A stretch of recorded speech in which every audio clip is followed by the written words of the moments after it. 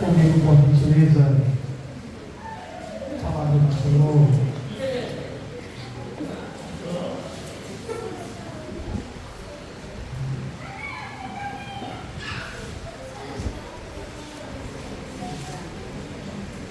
João, capítulo 10.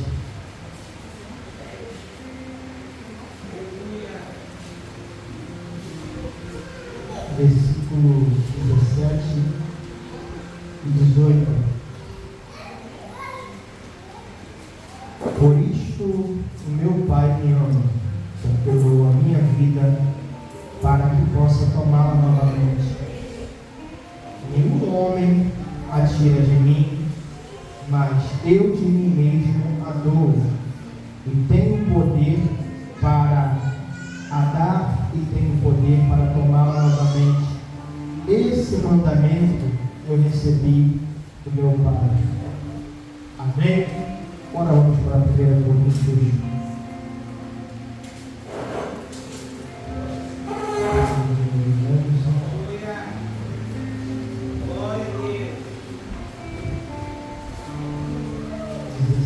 Texto tradicional da nossa Santa. Gostaria de convidar o Alas para ajudar a gente aqui no instrumento, Samuel, preciso do Rogério e preciso do Alencar aqui comigo. Gostaria de convocar a diaconisa Ângela, a diaconisa Sebastiana. Irmãos, se preparem, porque em 2026 estamos precisando de diáconos. Amém? A obra do Senhor precisa de diáconos. Primo Jaciano, diácono Jaciano, vem de lá o Samuel por gentileza, para ele nos ajudar aqui no louvor.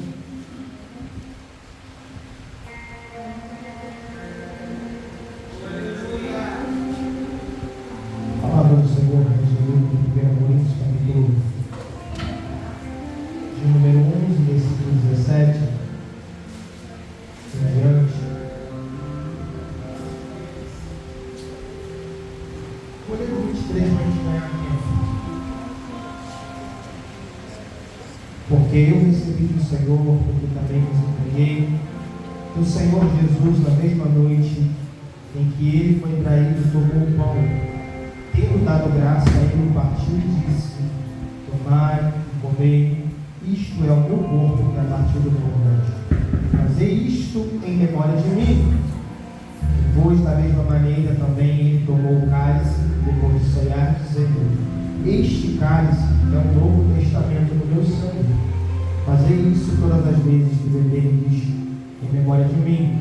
Porque todas as vezes que beberdes, que comerdes este pão e beberdes este cálice, proclamai a morte do Senhor até que ele venha.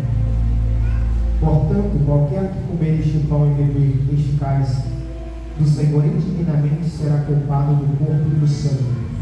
Mas examine-se, pois, o homem a si mesmo, e assim coma deste pão e beba deste cálice. Porque aquele que comer e beber indignamente, come e bebe para a sua própria condenação, por não discernir o corpo do Senhor. Por causa disso, muitos estão fracos e enfermos entre vós, e muitos dormem, porque se julgássemos a nós mesmos, não seríamos julgados. Mas quando somos julgados, somos disciplinados pelo Senhor, para não sermos condenados com o mundo. Portanto, meus irmãos, quando vos ajuntardes para comer, esperai um pelos outros. Mas se alguém tiver fome, come em casa, para que não vos ajuntei para a condenação. Quanto às demais coisas, colocarei em ordem quando eu chegar. Essa King James, ela tem uma tradução tão bonita, pode se sentar? Ela tem uma tradução tão bonita que Paulo, ele descreve: as demais coisas colocarei em ordem quando eu chegar. O que Paulo está dizendo com isso, pastor?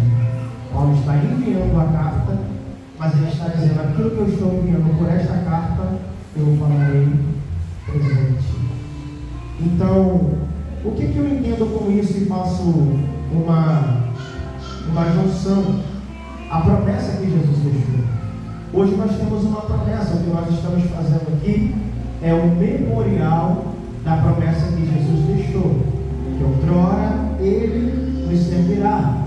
Hoje vocês estão sendo servidos pelo pastor Juan, pelo presbítero, pelas diaconisas, mas a gente tem uma promessa real de que seremos servidos por Ele. Da mesma maneira que Ele antecipou a simbologia na terra, servindo aos discípulos que representavam a igreja, Ele cumprirá esta promessa na vida do dia. Pastor, mas por que o Senhor está falando sobre isso? Porque não adianta a gente apenas pegar o pão, servir o cálice, sem trazermos algumas ênfases. A primeira que eu aprendo é que Paulo nos ensina que quando nós nos ajuntamos ou congregamos, é para adorarmos ao Senhor. E Paulo nos adverte muito profundamente, porque ele vai dizer que nós temos que examinar a nós mesmos.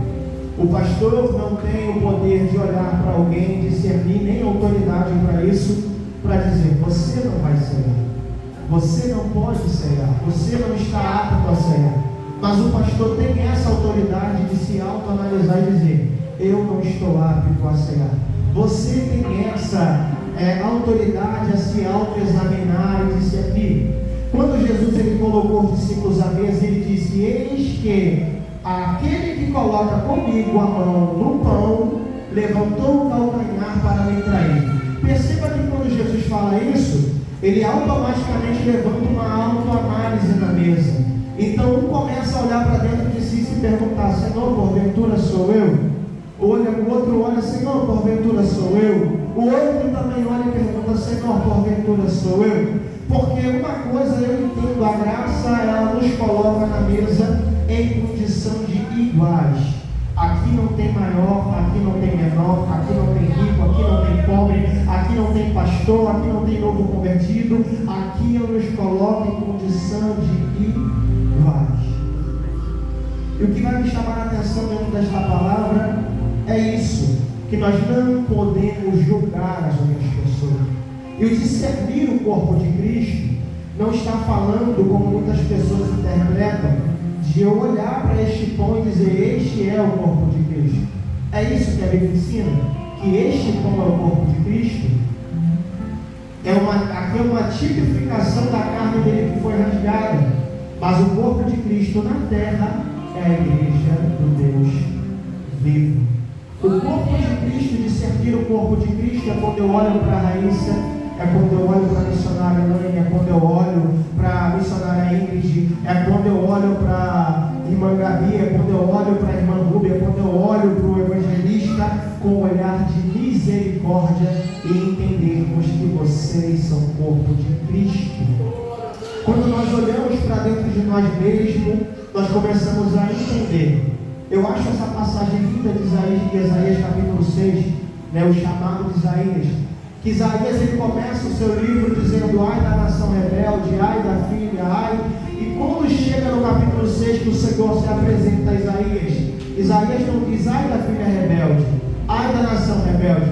Mas quando ele se depara diante do Senhor, ele diz: ai de mim que vou perecendo. Então, quando estamos diante do Senhor, temos que fazer uma autoanálise na vida do irmão, não, na nossa própria vida. Precisamos discernir o que é o corpo de Cristo de fato. A igreja de Corinto passava por esta situação. O rico entrava, comia, se regalava, enquanto o pobre estava do lado de fora. Só que ele não entendia que dentro do templo não tinha rico, não tinha pobre, não tinha senhor, não tinha servo. Existia irmãos, existia parte do corpo. Ou seja, eles desprezavam o corpo de Cristo. Chegou, não trouxe nada, fica lá fora, porque não é parte do corpo. Chegou, é servo, fica do lado de fora. Mas eu entendo uma coisa, que o Senhor, Ele morreu para nos tornar livres. Então, enquanto estamos aqui, não tem mais servo do pecado. Enquanto estamos aqui, não tem mais servo da condenação eterna. Quando eu olho para os meus irmãos, eu tenho que enxergar a liberdade de Cristo Jesus sobre a tua vida. E por que o pastor leu também o Evangelho de João, capítulo de número 10, para ressaltarmos esta palavra? Porque muitas das vezes, quando olhamos para a crucificação de Cristo, nós entendemos a mensagem da maneira errada, missionário. Como assim, pastor? Me explica um pouquinho melhor.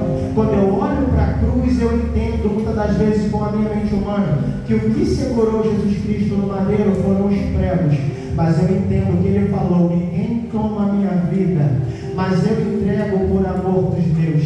Ninguém tira a minha vida, mas eu entrego. O que o senhor quer dizer com isso, pastor? Vou melhorar um pouquinho para você entender. Não foram os pregos que pregaram Jesus na cruz do Calvário. Não foram os meus pecados que pregaram Jesus na cruz do Calvário. Pastor, o que segurou Jesus na cruz do Calvário? Foi o amor que ele tinha pela minha vida. Foi o amor que ele tinha pela tua vida. O que segurou Jesus na cruz do Calvário não foi os pregos. Foi o amor que ele tem pela sua igreja. Foi o amor que ele tem pela sua alma. Então nessa noite, meu irmão, vamos entrar neste memorial. E eu quero te pedir, não olha para o seu irmão com um olhar de juízo, mas olha para dentro de si mesmo, entendendo que se estamos aqui, não é por merecimento, mas é pela graça. É porque outrora o Senhor pagou um alto preço na cruz do Calvário por amor. Olha para esse irmão que está do seu lado com muito carinho. Diga para ele: não foi o prego, foi o amor. Não foi o prego, foi o amor. Não foi o prego, foi o amor. Se coloca sobre os seus pés, vamos orar para agradecer ao Senhor por este momento. Soberano Deus, eterno Pai, Pai de nosso Senhor e Salvador Jesus Cristo, mediante a uma das suas ordenanças na tua palavra, o primeiro batismo, a segunda, a celebração da Santa Ceia. Deus, eu quero te apresentar este pão feito pelas mãos humanas, Senhor amado. Quero te apresentar este cálice, Senhor, industrializado, mas que nesse momento, Pai, representará, meu Pai querido, o teu corpo que foi dilacerado pelos meus pecados. O sangue que o Senhor verteu para pagar o preço que eu não poderia pagar, o preço que a tua igreja não conseguiria pagar. Deus, não havia cordeiro nesta terra sem defeito para que pudesse pagar este preço, mas o Senhor resolveu enviar o seu Filho amado para que todo que a nele crê não pereça, mas tenha o direito à vida eterna. Pai, por mais que não somos merecedores, pela graça nós cremos, pela graça recebemos e pela graça somos salvos, porque o teu sacrifício nos garante a entrada no céu de glória. O teu sacrifício nos garante a entrada no teu reino.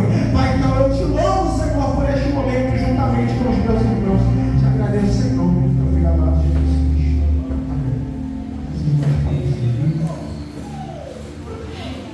Glória ao Senhor.